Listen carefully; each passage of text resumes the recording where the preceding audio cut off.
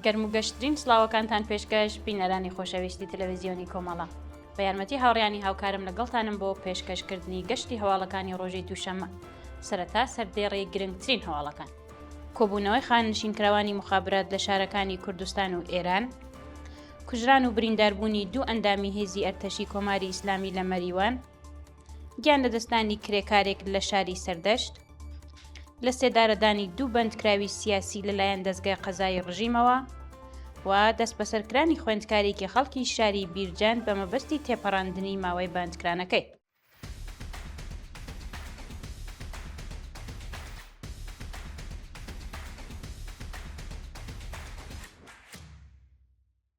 درێژەی هەواڵەکان کۆبوونەوەی خاننشینکراوانی مخابرات لە شارەکانی کوردستان و ئێران ڕۆژی ڕابردوو خاننشینکراوانی مخابرات لە شارە جیاوازەکانی کوردستان و ئێران دژ بە خراپی دۆخی ژیان و مەعیشەتیان کۆبوونەوە.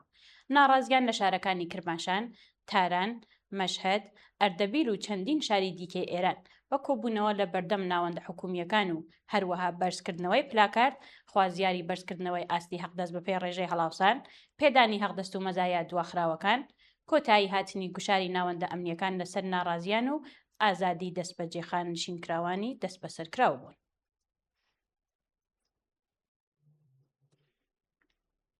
کوژران و برینداربوونی دوو ئەندامی هێزی ئەرتەشی کۆماری ئیسلامی لە مەریوان بەیانی یەکشەممە 11 گەلاوێژی 1405 هەتاوی لە ئەنجامی تێکەڵچوونێکی سەربازی لە ناوچەی سیاناوی مەریوان ئەندامێکی هێزەکانی ئەرتەشی کۆماری ئیسلامی کوژرا. بە پێی دوای زانیاریەکان ئەم هێرشە کە لە مەودایەکی دوورەوە ئەنجام درراوە یەکێکی دیکە لە ئەندامانی ئەرتەشی ڕژیم بەهۆیەوە بە سەختی بریندار و ڕەوانەی نەخۆشخانە کراوە کە بە وتەی سەرچاوەکانی هەواڵ دۆخی تەندروستی لە خراپیدایە. شایانی باسە کە تا کاتی داڕشتنی ئەم هەواڵە هیچ حزبێک ئەم هێرشەی لە ئەستۆ نەگرتووە.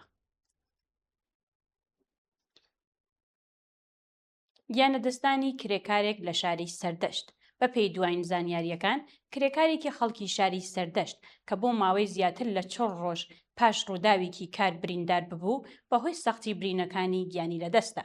راپۆرتەکان ئاماژە بەوە دەکەن کە ئەو کرێکارە بیناسازیەیە بە ناوی مهران ڕەسوڵی بەهۆی کەوتنە خوارەوە لە بەرزاییەوە بە سەختی بریندار و ڕەوانەی نەخۆشخانەکانی شاری سەردەشت کرابوو. شایانی باسە کە ساڵانە بەهۆی بایەخنەدانی بەرپرسانی ڕژیمی کۆماری ئیسلامی بە دۆخی ئیمنی شوێنی کاری کرێکاران لە ئێران و کوردستان بە سەدان هاوڵاتی تووشی ڕووداو دەبن و ژمارەیەکی زۆریان گیانیان لەدەست دەدەن.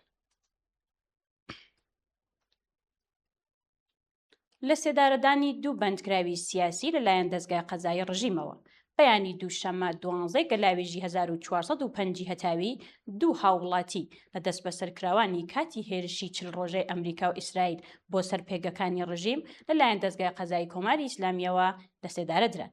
ئەو دوو هاوڵاتیە بەناوەکانی ئومید بێهزاد و پوریا سەفەوەت بە تۆمەتی هاوکاری لەگەڵ دەم و دەستگا ئەمنیەکانی ئیسرائیل حکمی سێدارەیان بەسەردا سەپێنرا بوو. شایانی باسە کە حکمی سێدارێ ئەو دوو بەندکراوە بە شێوەیەکی نهێنی بەڕێوە چووە و تا لە ماوەی دەست بەسەرکرانیاندا لە مافی دەستڕاگەیشتن بە پارێزەری سربەخۆ و پەیوەندی لەگەڵ بنەماڵەکانیان بێبەشکرا بوون.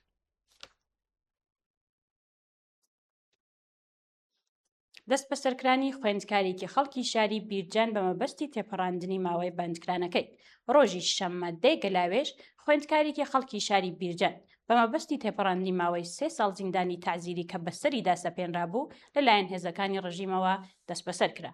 ئەو هاوڵاتیە بە ناوی عرفان عەرەبی لەلایەن دادگای ئینقلابی شاری بیرجەندەوە سەرەتا بە تۆمەتی تەبلیغ دژ بە ڕژیم و هەوڵدان بۆ تێکدانی ئەمنیەتی وڵات سەرجەم حکمی 8 ساڵ زیندانی تەعزیری بەسەردا سەپێنرا بوو. بەڵام پاش ناردنی دۆسیەکەی بۆ دادگای پێداچوونەوەی ڕژیم لە هەمان شار حکومەکەی بۆ 3 ساڵ زیندان کەم کراوەتەوە.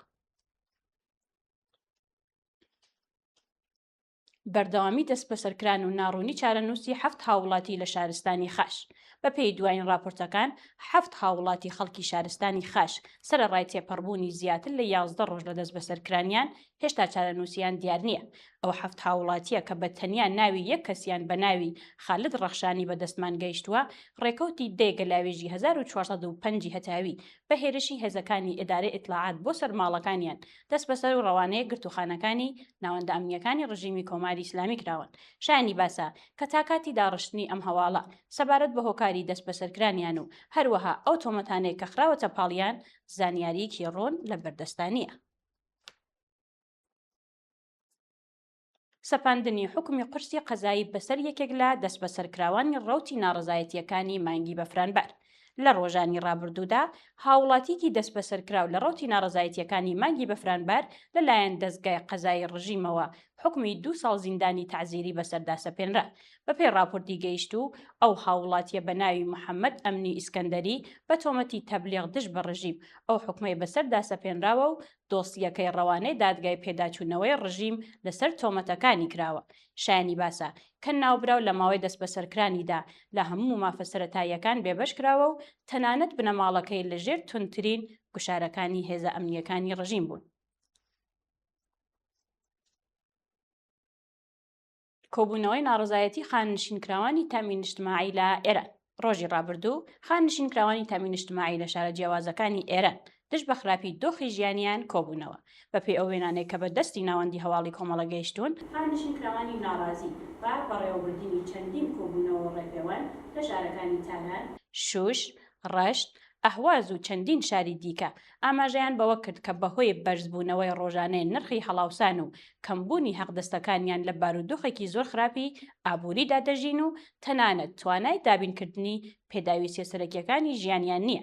لە درێژەی کۆبوونەوەکاندا خاننشینکراوانی خوازیاری وەڵامدانەوەی بەرپرسان و هەروەها کۆتایی هاتنی گوشارەکانی ناوەندە ئەمنیەکان لەسەر ناڕازیان بوون.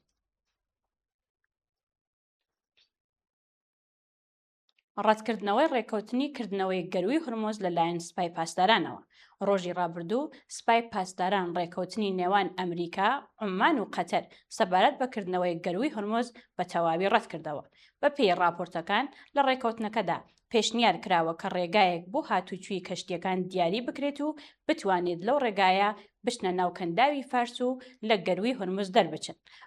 ئەو وڵاتانە داوای گەرنتیان لە سپای پاسداران کردووە کە بە ڕێکەوتنەکە پابەند بێت و هێرش نەکاتە سەر کەشتیەکان.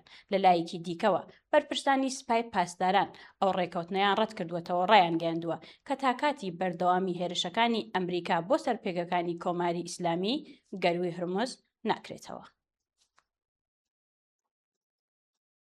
بەردەوامی گەماروی دەریایی ئەمریکا دژ بە کۆماری ئیسلامی و گۆڕینی ڕێڕەوی کەشتیە بازرگانیەکان. فەرماندەی ناوەندی ئەرتەشی ئەمریکا سێنتکام ڕایگەیاند سەرەڕای درێژێ گەماروی دەریایی دژ بە کۆماری ئیسلامی لانیکەم 35 کەشتی بازرگانی پەیوەندیدار بە ڕژیم ناچار بە گۆڕینی ڕێڕەوەکانیان کراون. بەپێی راپۆرتی سێنتکام لە کاتی دەستپێکردنی گەماروی دەریایی دژ بە لەنگەرگەکانی کۆماری ئیسلامی تا ڕۆژی 11 گەلاوێژ 35 کەشتی بازرگانی ناچار بە گۆڕینی ڕێڕەوەکانیان کراون و هەروەها 2 کەشتی لەلایەن هێزەکانی ئەمریکاوە لە کار خراون. لە درێژەی راپۆرتەکە سێنتکام ئاماژێ بەوە کردووە کە 2 کەشتی بازرگانی دیکەش دراونەتە بەر پشکنینی ئەرتەشی ئەمریکا. لە هەمان کاتدا جەخ لەسەر ئەوە کراوەتەوە کە تاکاتی تەسلیمبوونی بە تەواوی ڕژیمی کۆماری ئیسلامی گەماروە دەریاییەکان درێژەیان هەیە و تەنانەت تونتر دەبنەوە. دو هەواڵمان سەبارەتە بە کوژرانی چەند ئەندامی حیزبوڵڵا لە باشووری لوبنان لە هێرشەکانی ئەرتەشی ئیسرائیلدا. ڕێکەوتی دەیگەلاوێژی 1450 هەتاوی چەند چەکدارێکی حیزبوڵڵا لە ناوچەی ئەمنی جێگیربوونی هێزەکانی ئیسرائیل لە هێرشکدا کوژراون. بەپێی راپۆرتەکان هێزەکانی ئەرتەشی ئیسرائیل پاش دۆزینەوەی شوێنی خۆی حەشاردانی هێزەکانی حیزبوڵڵای لوبنان لە ناوچەیە لە چەندین قۆڵی ببورن لە چەندین قۆڵی جیاوازەوە هێرشیان کردوتە سەریان و کوژراون.